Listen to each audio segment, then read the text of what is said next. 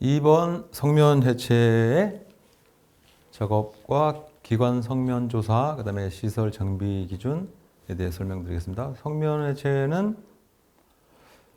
요즘엔 출제가 좀 뜸하고요. 왜 그러냐면 이 성면 해체가 과거 한 10여 년 전에 학교 건물을 전체 성면이 함유된 학교 건물을 전체 해체했단 말이에요. 하고 리모델링 할 때 사회적인 이슈가 되어서 이제 교재에 넣게 된 동기가 됐고요.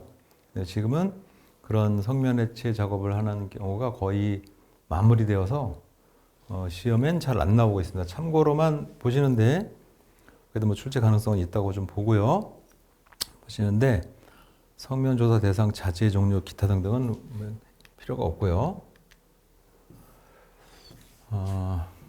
여기서 성면 조사 대상에 해당되는 건축물 주택 설비가 있습니다. 건축물 주택 설비인데 여기서 특히 설비에 1세제곱미터 부피, 그 다음에 자재 면적 15제곱미터, 파이프 길이 80m 등등이 있는데 여기서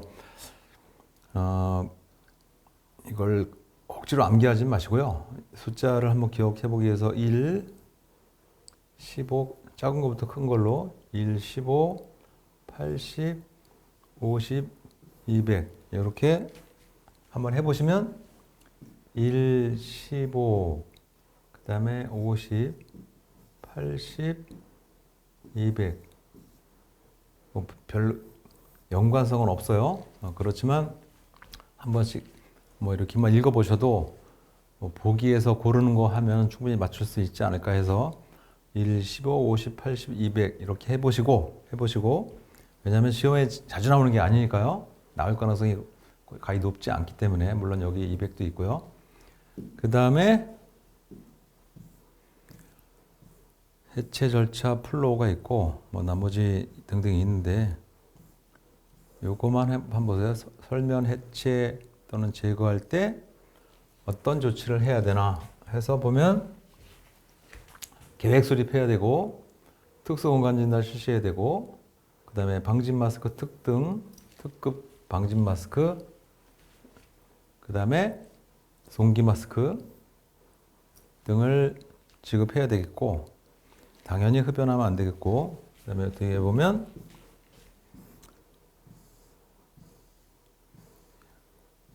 요 함유 대상별로 안전 조치하는 게 좀 구분되어 있어요.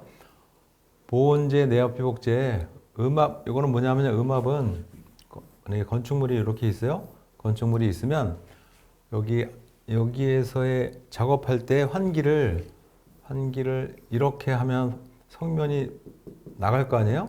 그러니까 이쪽 내부의 압력이 외부 압력보다 작다. 이렇게 해달라는 거죠. 이렇게. 이걸 음압 이렇게 봅니다. 음압 유지. 그리고 흡습식 작업을 해야 되겠다. 기타 바닥을 할 때는 여기도 마찬가지로 음압하고 밀폐 구조로 해야 되겠고 지붕재 할 때는 환기 설비 가동을 중단해야 되겠고 기타 장치는 습식 작업을 해야 되겠다. 이 정도만 알아두시고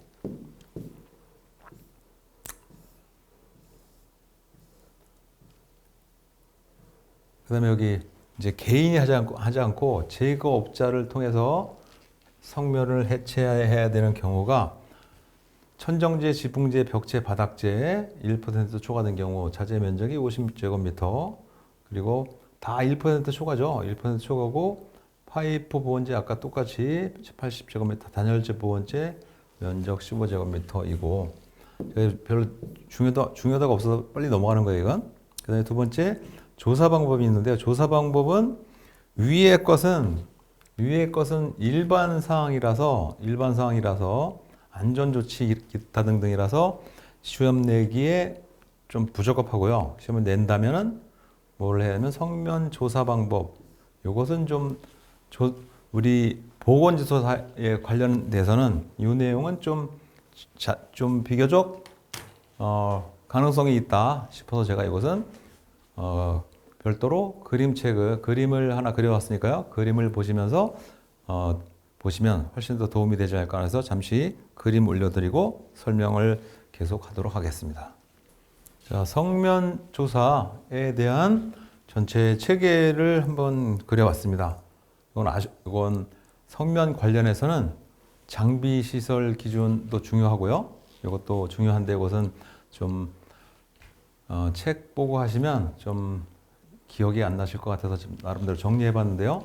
성면 조사는 누가 의뢰를 하냐면 건축물 소유주 또 임차인의 경우에도 성면 조사를 의뢰를 하도록 되어 있습니다. 그래서 3년간 기록 보존을 하고 성면 조사 기관에서 그런데 성면 조사 기관에서 하는데 기관에 의해서 조사를 할 때 성면이 함유되어 있나? 종류는 무엇? 성면의 종류가 여러 가지 있으니까요. 그다음에 함유량은 얼마이고, 그다음에 성면에 함유된 자재 종류 있잖아요. 뭐 분무제, 단열재, 실링제, 패킹제, 내화재, 보온제 등등 자재 종류에는 뭐가 있고 위치는 어디이고 면적은 얼마인가, 그죠? 네. 그다음에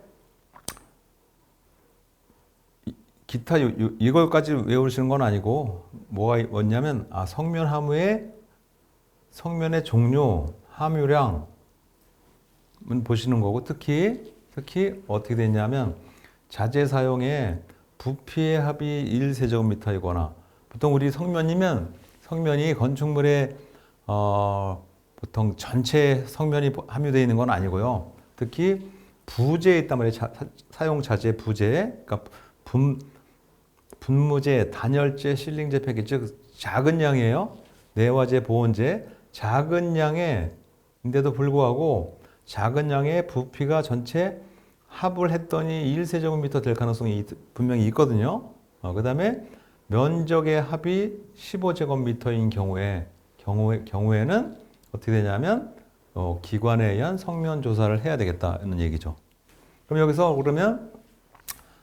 우리는 그러면 시험과 관련해서는 어떤 부분이 중요하냐라고 보신다면 요 내용이 중요하죠. 요거. 그죠? 요거.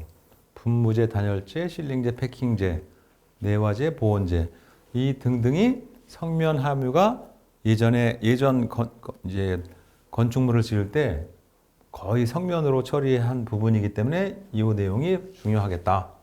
그다음에 신고하는 절차는 해체를 하거나 제거하는 업자가 작업 7일 전에 신고서를 냅니다. 네, 신고서를 내고 어디에 관할 노동 좀 단어가 좀 이상한데요. 관할 노동 관서 이렇게 부릅니다. 현재도 관할 노동 관서 마치 무슨 일제 시대 때 용어가 생각나지만 지금도 이렇게 불러요. 관할 노동 관서에서 이제 이것을 성면 작업 신고서를 냅니다. 신고서를 내면 이게 구분할 게 신고서지 허가서가 아니다.